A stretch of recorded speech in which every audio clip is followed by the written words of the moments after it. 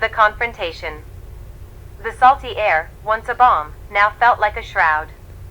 Rachel was in the small, sun-drenched kitchen, kneading dough for bread, the rhythmic thud a comfort she'd come to cherish.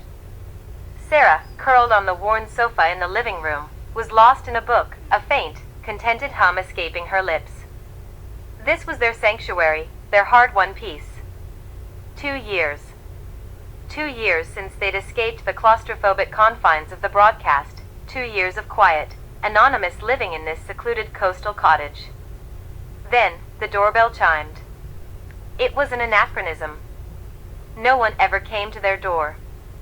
Rachel's hands stilled, flour dusting her knuckles. Sarah's hum died.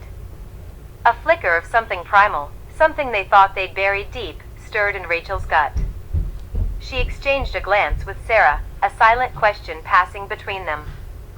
Sarah slowly closed her book, her eyes wide with a dawning apprehension. Rachel walked to the door, her steps deliberate, a strange sense of inevitability guiding her. She peered through the peephole. Her breath hitched.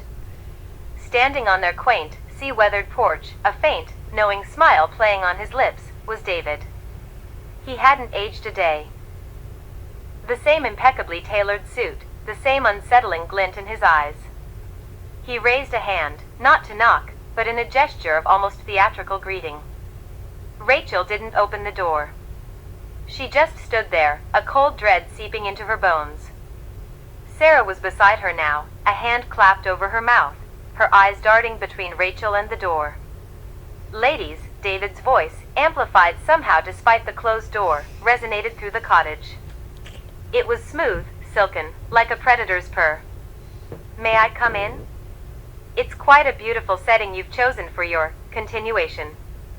Rachel finally unlocked the door, not out of welcome, but out of a desperate, fleeting hope that confronting him directly might break the spell. But as the door swung open, the crisp sea air seemed to carry a manufactured quality, like the carefully placed sounds in a sound booth. David stepped inside, his gaze sweeping over the cozy living room, the framed seashells, the worn wooden floors. He inhaled deeply, a theatrical gesture that grated on Rachel's nerves. Excellent choices. Really quite authentic. The rustic charm, the illusion of escape, chef's kiss. What do you want? Rachel's voice was a harsh whisper, laced with a fear she hadn't felt in years. David chuckled, a low, resonant sound that vibrated in the very foundations of the cottage. What do I want, Rachel? My dear, I'm simply checking in on my most successful production. You two have been a phenomenal draw. He turned his gaze to Sarah, who recoiled slightly. And your little journey of self-discovery, Sarah, truly captivating television. The broadcast ended, Sarah finally managed, her voice trembling. We were free. David's smile widened, a truly chilling sight. Free? My dear, no one is ever truly free. Not when there's an audience to be captivated. The broadcast never stopped. You just stopped seeing the cameras. He gestured vaguely around the room. Oh, they're much more subtle now, of course. Advances in technology, you see. We've been capturing every tender moment, every quiet conversation, every tear, every laugh.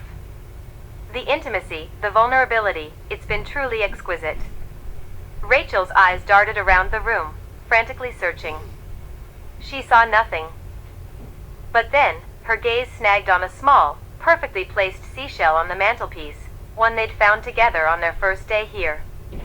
It was subtly different, a tiny, almost imperceptible gleam where a natural shell wouldn't have one.